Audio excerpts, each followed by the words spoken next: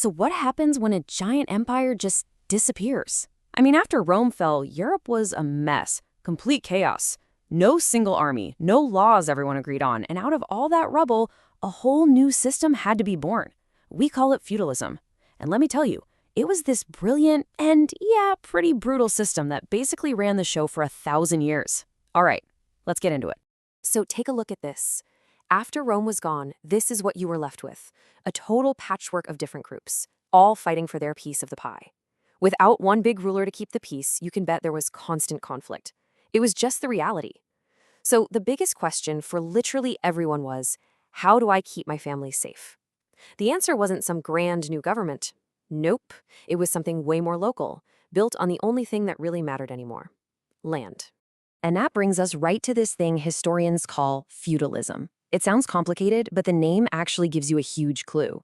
It comes from an old German word, feud, which just means a piece of land. And honestly, that's the whole game right there. It was this giant tangled web of loyalties, but it all boiled down to one single deal. I give you land, you fight for me. In a world this dangerous, that was the system that created some kind of order, some way to survive. All right, so here's the plan for our journey today. We're going to start with how land became everything. Then we'll get into those famous 3 social orders. We'll take a look at what life was really like on the manor, and then see how a brand new group of people started shaking things up. After that, we'll dive into the absolute crisis of the 14th century, and finally, watch how new kings built a totally different kind of power out of all that chaos. Okay, first things first. We have to get this foundation right, because everything, and I seriously mean everything, was built on who controlled the land. You see, with no big government calling the shots, power got super local. You'd have a powerful warrior, a lord, who controlled his own patch of turf, and the deal was simple. He'd protect you, and in return, you'd work his land. Wealth wasn't about how much gold you had, it was about how many acres you controlled. Land was, well, it was the economy, the government, and your only real security, all wrapped up into one package. And this didn't happen overnight, of course. You can see it taking shape over centuries. You had guys like Charlemagne, a Frankish king, who really tried to bring back the whole empire thing. He was even crowned Holy Roman Emperor back in the year 800. But after he died, it all fell apart. His empire split up, especially in the areas that we now know as France and England. And then, to make things worse, you had these terrifying Viking raids coming down from the north. That really sealed the deal. Local defense became the only defense, and the feudal system became the go-to blueprint for just staying alive. So you've got this whole society built on land. How did they organize everybody? Well, the way people thought about it back then was that society was split into 3 main groups. They called them the 3 orders.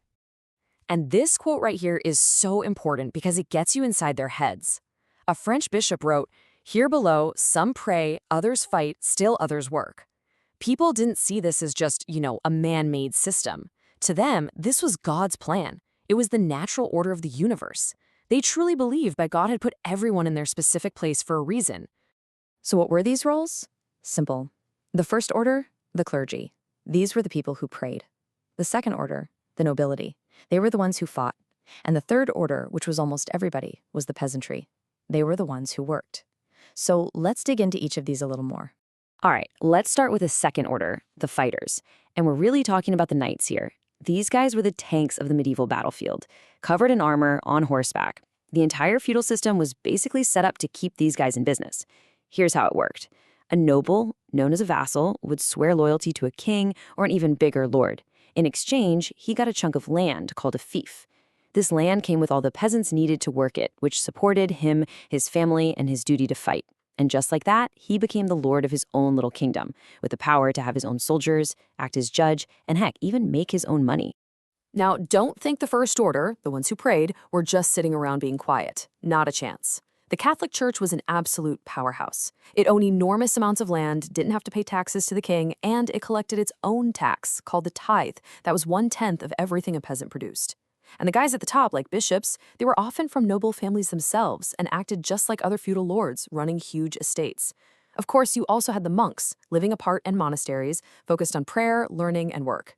And that brings us to the third order, the people who did all the work. Seriously, this group was the engine that made everything else run. You basically had 2 types of people here. There were free peasants, who kind of rented their farms from the lord, and then you had serfs. Now, it's important to know serfs weren't slaves. You couldn't buy or sell them. But they were tied to the land. They couldn't just pack up and leave without the lord's say-so.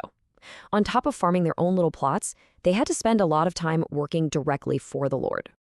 Okay, so that's the big picture. But what was life actually like, day in and day out? To get that, we need to zoom in on the basic building block of this whole world, the manorial estate. This image is perfect. It's like the whole medieval world shrunk down to one place. An estate like this was pretty much self-sufficient. You've got the big manor house for the lord, you've got the church and the village for the peasants. See how the land is split into all those little strips? Some of those were for the peasants, and others were the lord's personal fields. And over here, you'd have common land for grazing animals. The lord's power here was total. It was his mill that ground your flour, his oven that baked your bread, and his court that decided if you were in the right or wrong. And for hundreds of years, this whole three-order setup seemed like it would last forever. It felt permanent. But then, around the 11th century, things started to change.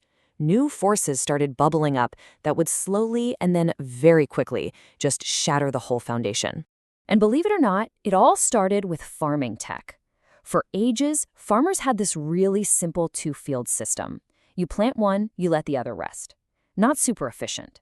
But then somebody came up with the three-field system.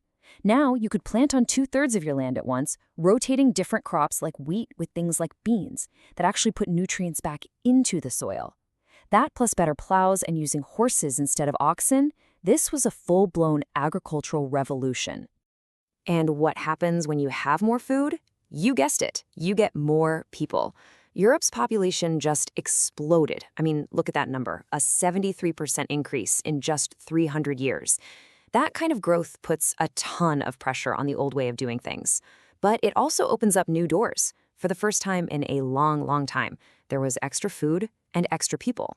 And all that surplus had to go somewhere. It fueled the incredible growth of towns and cities. You had artisans, merchants, even serfs running away from the manor, all heading to these new hotspots.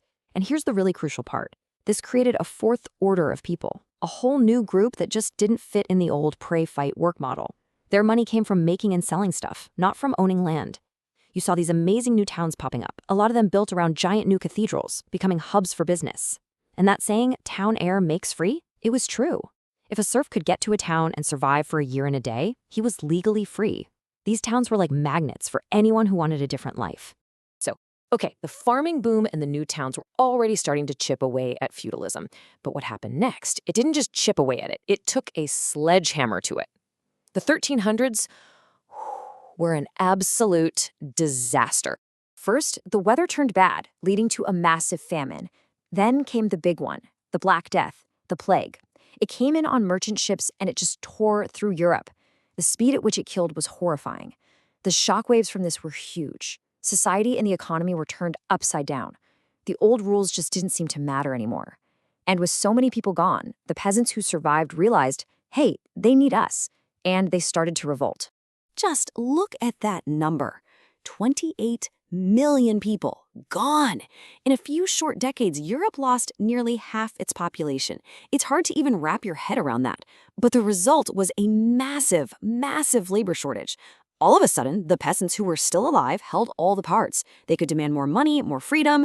This was the beginning of the end for serfdom and the whole manor system. So, the old world is falling apart. The bonds between lords and their vassals are getting weaker and weaker. And into that power vacuum steps a new kind of leader, the king. And this chart lays out the shift beautifully. On the one hand, you have the old feudal system. Power is spread out all over the place. The king is basically just the top lord, and his power depends on all these personal promises of loyalty. But on the other hand, you see what came next, the new monarchy. Now power is centralized. The king is in charge. He's not relying on his buddies' armies anymore. He's got his own professional army, paid for with taxes. And speaking of taxes, he's got a whole system for that, and a government bureaucracy to run things. Loyalty isn't a personal pinky swear anymore. It's your duty as a subject to the king and to the nation. So there you have it, the world of the three orders. This whole system built on land and loyalty that had lasted for a millennium, it was replaced by nations, ruled by powerful kings. It was a huge, messy transformation pushed along by new technology, by trade, by a horrifying plague, and by war. And that kind of leaves you wondering, doesn't it?